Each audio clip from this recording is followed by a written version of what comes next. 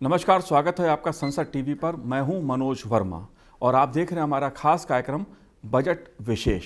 Budget विशेष पर इसलिए हम बात करेंगे क्योंकि केंद्रीय वित्त मंत्री निर्मला सीतारमण जी ने वित्त वर्ष 2026-27 के लिए संसद में बजट पेश किया है। इस बजट के माध्यम से सरकार ने 3 कर्तव्यों की एक तरह से अवधारणा देश के सामने पेश की है कि किस तरह से सरकार एक रोड मैप के जरिए विकसित भारत का लक्ष्य हासिल करेगी। बजट के तमाम पहलू हैं और विशेषज्ञ इसका विश्लेषण कर रहे हैं। हम भी समझने की कोशिश कर रहे हैं, आप भी जानना चाहते हैं कि आखिर बजट में देश के लिए, आम आदमी के लिए, युवा के लिए, महिला सशक्तिकरण के लिए, खेती किसानी के लिए क्या कुछ खास है। बजट पर बात करने के लिए मेरे साथ इस समय मौजूद हैं नीति आयोग के सदस्य डॉक्टर अरविंद बिरमानी जी। अरविंद जी, बहुत बहुत स्वागत है संसद टीवी पर आपका। और मैं आपसे ये जानना चाहता हूँ, बजट को लेकर जो सरकार ने एक संदेश दिया है, 3 कर्तव्यों की बात कही है, युवा शक्ति का बजट प्रधानमंत्री जी ने कहा है, महिला सशक्तिकरण की बात है। बजट को आप किस तरह देखते हैं, क्या संदेश है इस बजट का? देखिए, आपने जो बोला विकसित भारत, उससे मैं शुरू करूँगा। और प्रधानमंत्री हमें 1 साल या उससे ज़्यादा से बता रहे हैं कि उनका जब वो विकसित भारत की बात करते हैं, ये पुराने टाइप का प्लानिंग कमीशन, प्लानिंग टाइप का प्रोसेस नहीं है कि विज़न सबको बनानी होगी। तो चाहे प्रधानमंत्री जी की विज़न हो, नीति की हो, डिपार्टमेंट्स की हो, जो राज्य हैं उनकी विज़न हो, कोई ऑर्गेनाइजेशंस हैं, सब लोगों को ये विज़न में भाग लेना चाहिए। क्या मतलब है इसका? अगर आप छोटे से छोटे बंदे को लो, उसको भी कुछ ख्याल होता है कि विकसित भारत कैसा होना चाहिए, तो वो क्या कर सकता है। अगर वो अपने आप है तो मैसेज ये है कि आप भी सोचिए, आप अपने आप को कैसे विकसित कर सकते हो। आपका कोई विज़न होना चाहिए कि मैं क्या बनाऊंगा। तो ये तो ओवर आर्चिंग चीज़ है कि ये पुरानी बात नहीं है कि हमने प्लान बना लिया विकसित भारत का और सब लोग जो हम कहते हैं वो करेंगे। तो सबको सोचना चाहिए। ऑफ कोर्स नीति ने भी कुछ चीज़ें बना रहे हैं, स्टडीज़ कर रहे हैं एट्सेट्रा, और भी सब विभाग हैं जो सेंट्रल स्टेट्स भी अब विज़न अपने डॉक्यूमेंट बना रहे हैं।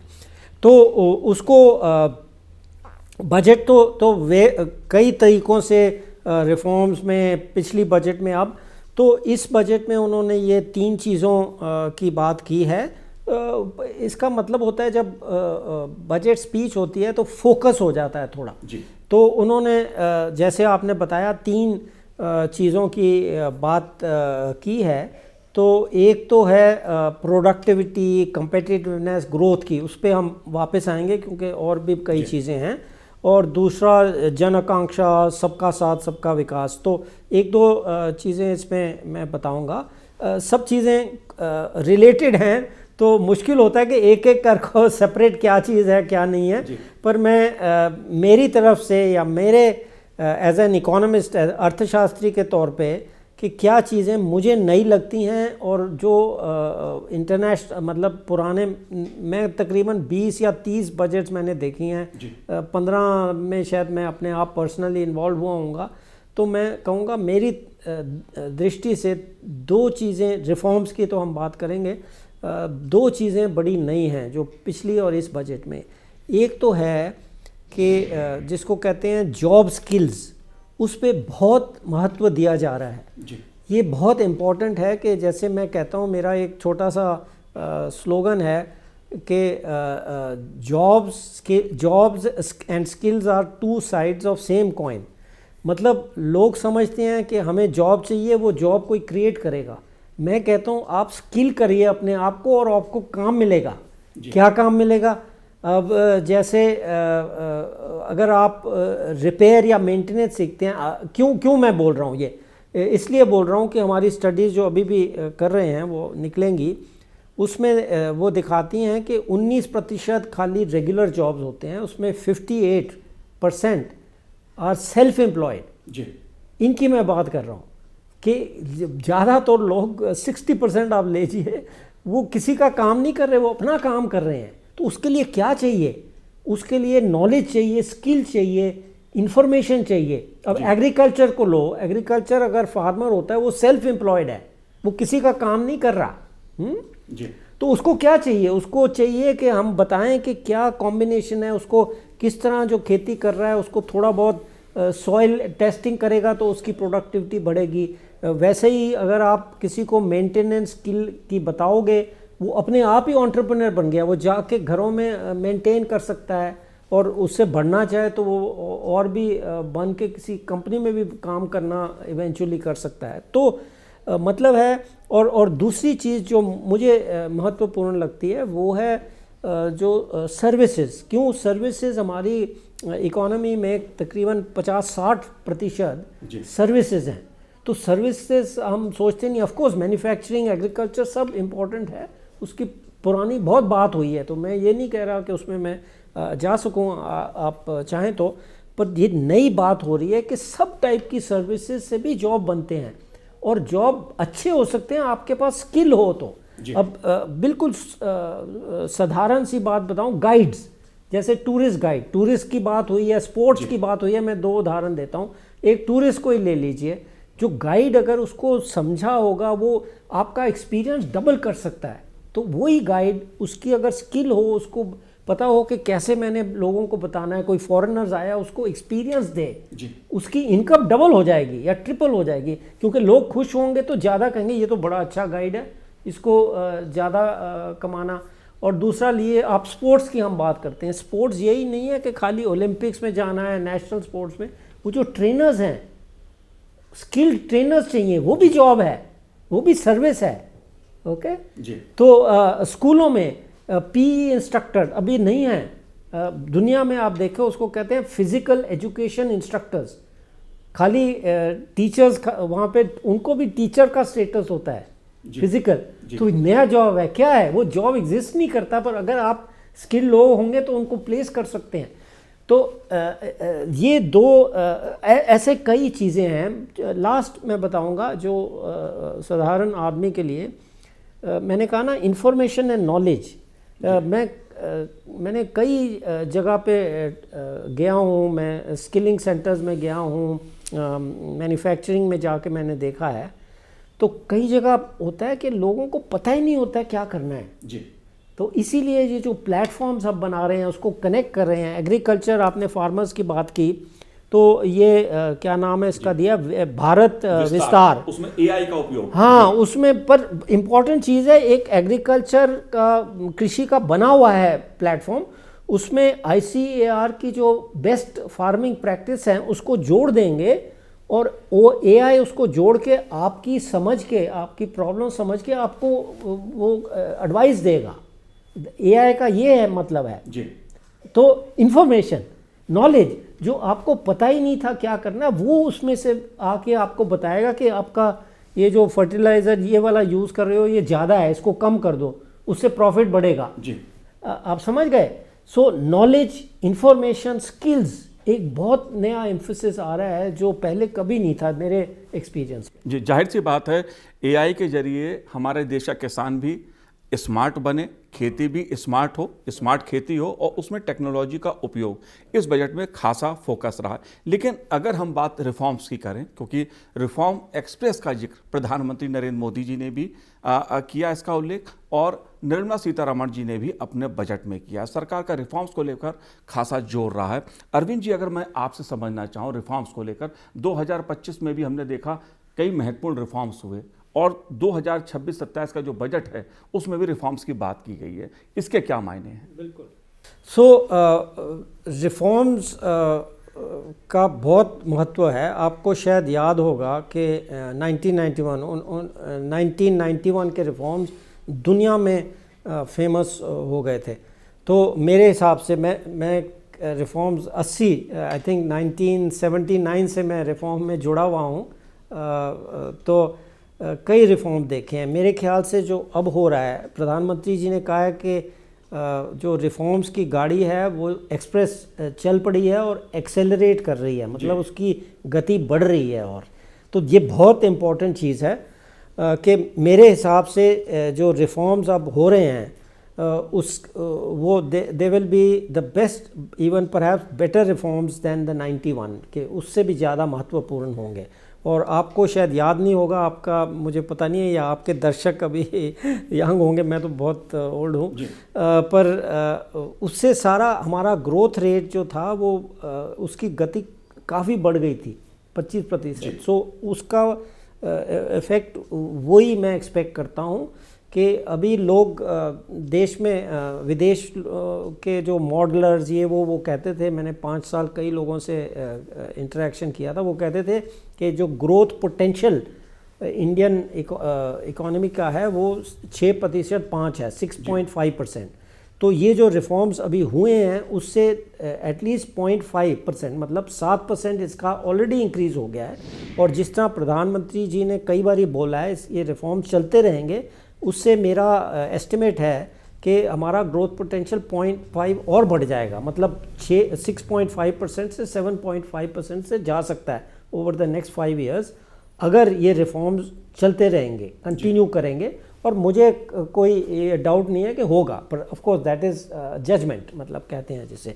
सो रिफॉर्म्स का ये मतलब होता है जो बातें हैं, जो हमने बातें की हैं, जो लॉज हैं उनको बहुत जकड़ा हुआ है, जो रूल्स बनाए हैं, और तो होता है कि हम थोड़ा सा जो एंटरप्रेन्योर है, कोई स्टार्टअप है, कोई छोटा सा एक बंदा अपना काम करना पड़ता है, उसको इतने रूल्स रेगुलेशन फॉर्म्स बने हुए हैं कि वो आधा टाइम उस पर वेस्ट कर देता है, और उसको टाइम नहीं होता कि मैं अपनी बिजनेस को कैसे इम्प्रूव करूँ and so on. So reforms का मतलब होता है ये जो बाधे लगे हुए हैं, जो लॉज, उसको लॉज को चेंज करें, रूल्स को चेंज करें, फॉर्म्स को चेंज करें, ताकि जो एंटरप्रेन्योर बनते, इवन छोटा सा सेल्फ एम्प्लॉयड जो मैंने कहा, वो भी एक स्टार्टअप ही है ना, वो एक बंदा है, आप खोंचे वाले को भी ले लिए, वो अपना काम करता है, ही इज़ लाइक एंटरप्रेन्योर ना, उसकी शॉप समझिए या रेस्टोरेंट सड़क पे है, पर है तो एंटरप्रेन्योर ही है ना वो।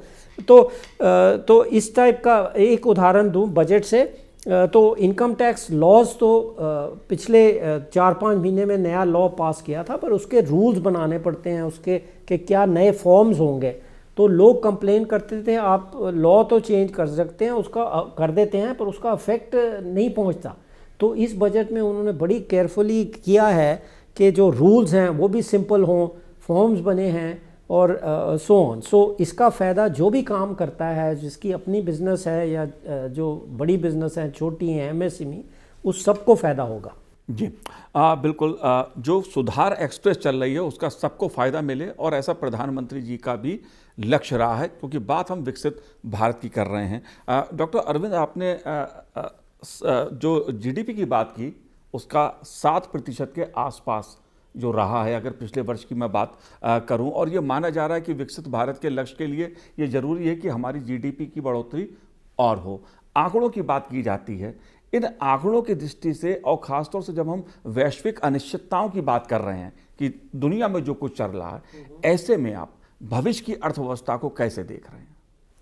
तो इसका अभी तक तो हम बहुत ध्यान दे रहे थे जिसको कहते हैं इंडस्ट्रियल पॉलिसी। तो इंडस्ट्रियल पॉलिसी में कई चीज़ें होती हैं, एक रिफॉर्म होते हैं, वो थोड़े से मैं इस चीज़ के जो रेलेवेंट है वो बताऊंगा।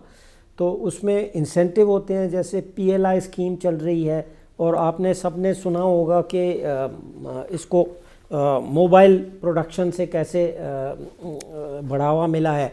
तो incentives like PLI scheme, reforms जैसे लेबर कोड्स, 4 लेबर कोड्स नई बनाई हुई हैं, और ये जो इंटरनेशनल ट्रेड पॉलिसी है, ये सब चीज़ का एनवायरनमेंट बनता है, जिसमें इंसेंटिव होगा कि बड़ी बड़ी कंपनी जो और देशों में थी, जैसे पहले साउथ कोरिया में गई, फिर ताइवान में गई, फिर मलेशिया, थाईलैंड, वियतनाम, तो ये कंपनीज चीन में गई, तो ये कंपनीज यहाँ भी आएँ और ये चीज़ें अच्छी हाई क्वालिटी एक्सपोर्ट क्वालिटी चीज़ें बनाएं, और जिससे एम्प्लॉयमेंट बढ़ेगी। अब एम्प्लॉयमेंट का मैं एक उदाहरण दूंगा। मैंने 2-3 कंपनीज जो बना रही हैं, 2 को मैंने विज़िट किया है जो मोबाइल असेंबल कर रही हैं, और मैंने अपने आँखों से देखा है कि जो असेंबली वर्कर्स हैं 90%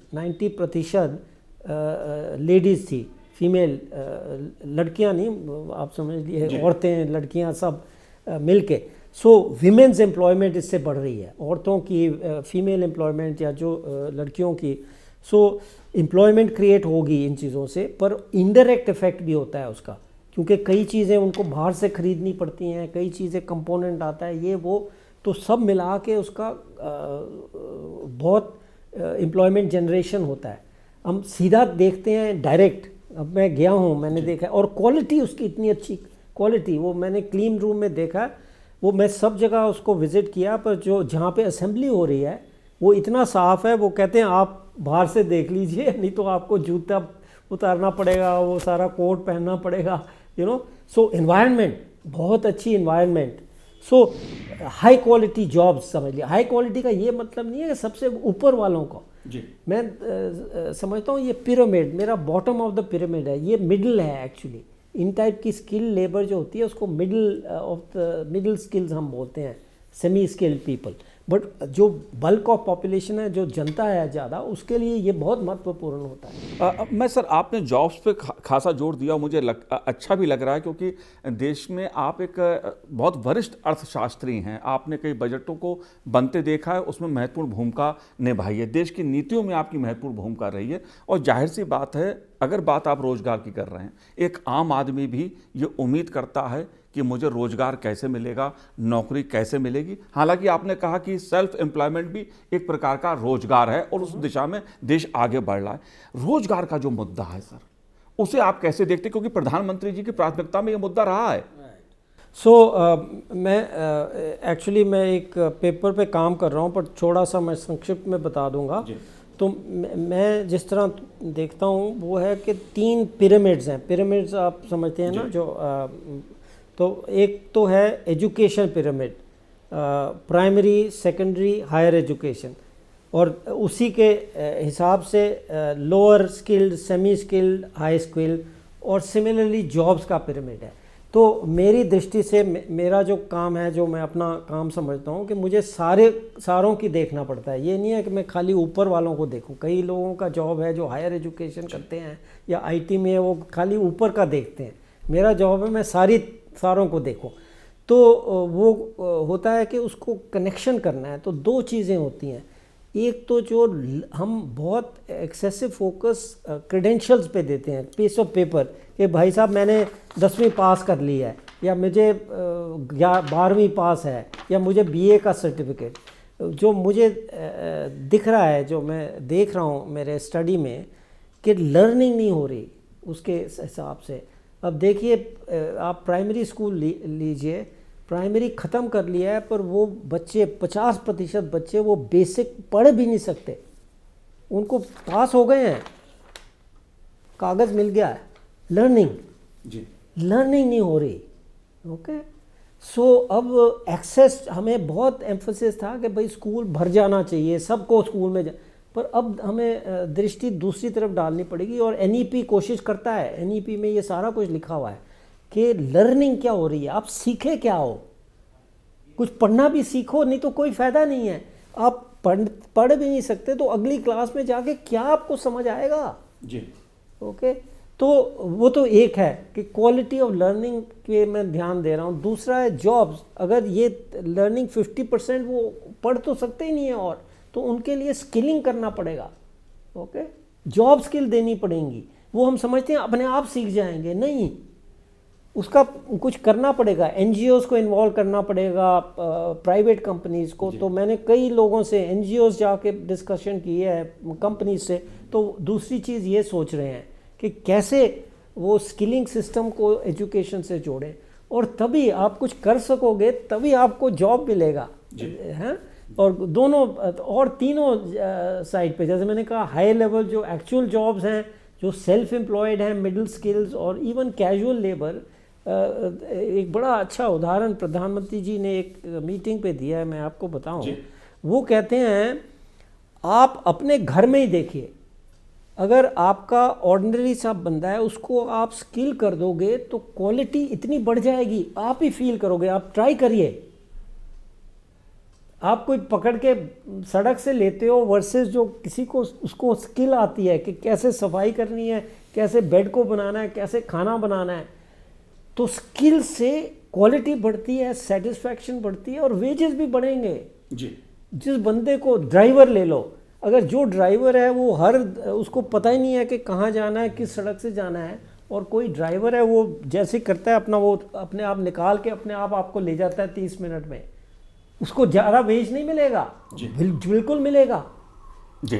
जाहिर सी बात है, बजट के जरिए सरकार रोजगार के अवसर बढ़ेंगे, इस बात पे प्रधानमंत्री जी ने भी जोर दिया है। लेकिन अगर बात डॉक्टर अरविंद इंफ्रास्ट्रक्चर की जाए, देश के बुनियादी विकास के ढांचे की जाए, और ख़ास तौर से इस बजट में जिन दो बातों पे मुख्य रूप से फोकस किया गया है, एक, देश में 20 जल मार्गों का एक तरह से विस्तार करना, उनका निर्माण करना, जल मार्ग पे खासा फोकस है सरकार का, और दूसरा 7 हाई स्पीड रेल कॉरिडोर की स्थापना, उनका निर्माण करना।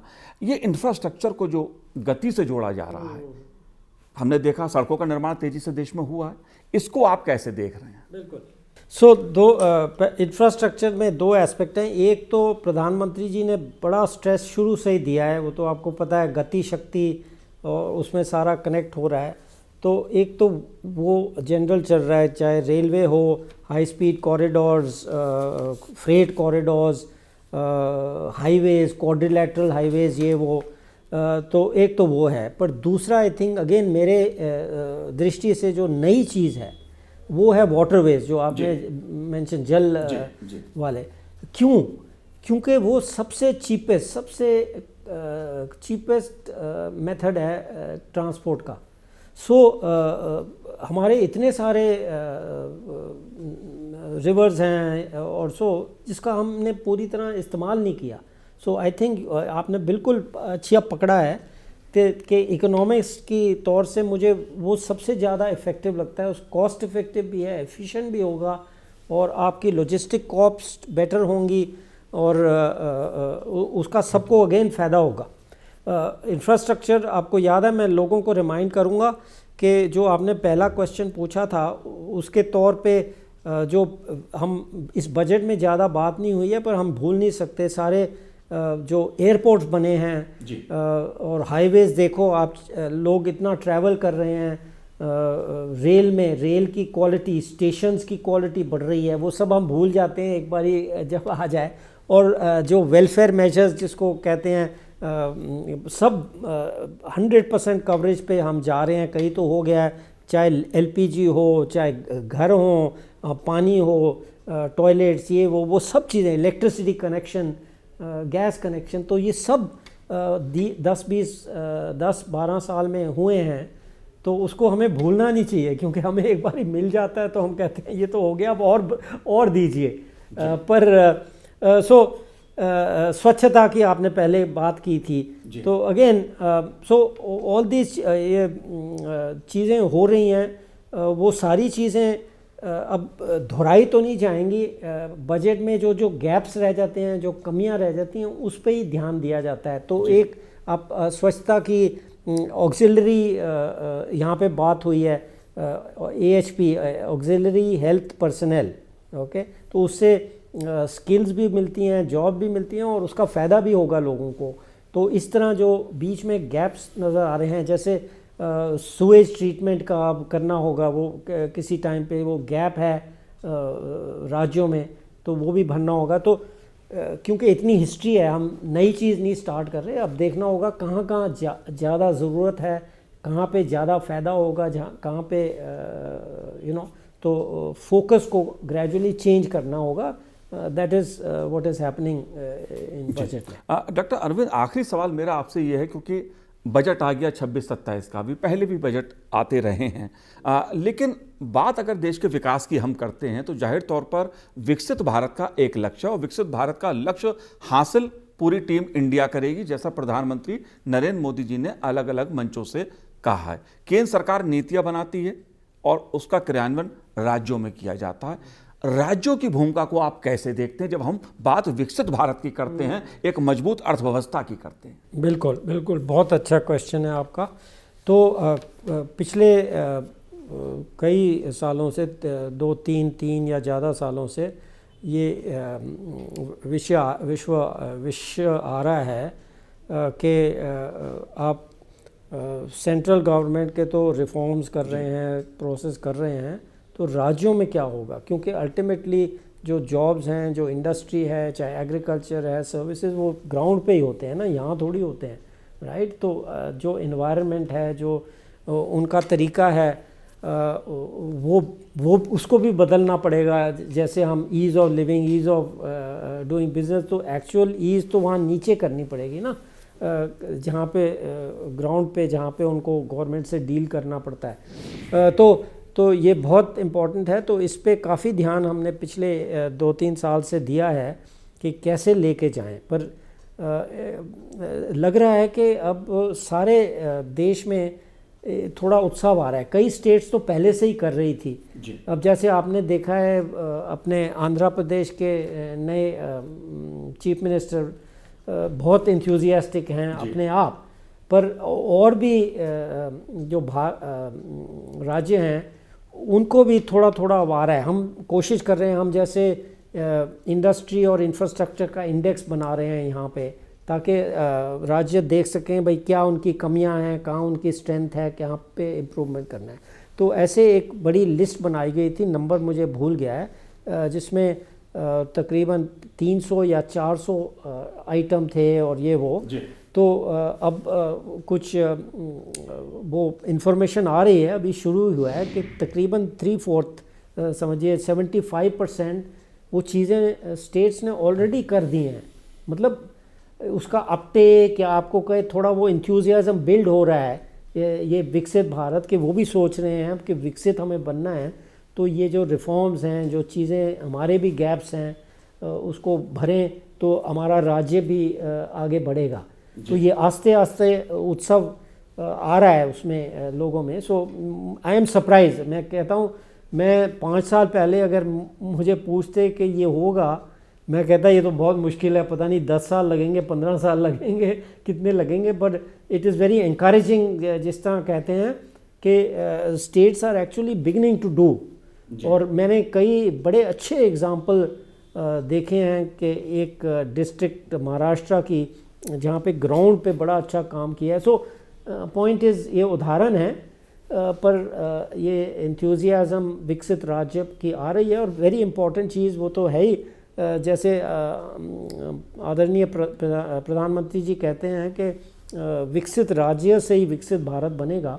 तो इट इज़ वेरी इंकरेजिंग कि स्टेट्स अब रियलाइज़ कर रही हैं कि हमें भी ये रिफॉर्म्स, ये गैप फिलिंग वगैरह करना पड़ेगा, और करना शुरू कर दिया है जी। जाहिर तौर पर राज्य और केंद्र मिलकर ही भारत का निर्माण करेंगे, विकसित भारत बनेगा। और विकसित भारत का जो रोड मैप है वो केंद्रीय वित्त मंत्री निर्मला सीतारमण जी ने अपने 3 कर्तव्यों के जरिए कि अर्थव्यवस्था को गति देना, जन आकांक्षाओं को पूरा करना और सबका साथ सबका विकास, इस अवधारणा के साथ विकसित भारत का रोड मैप एक तरह से प्रस्तुत किया है बजट 2026-27 में।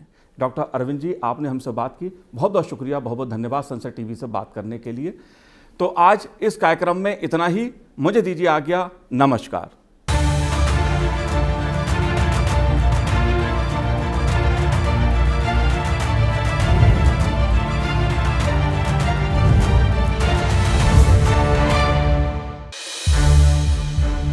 संसद टीवी के और भी प्रोग्राम्स देखने के लिए सब्सक्राइब करें हमारा YouTube चैनल, और हाँ, इन्हें लाइक और शेयर करना ना भूलें।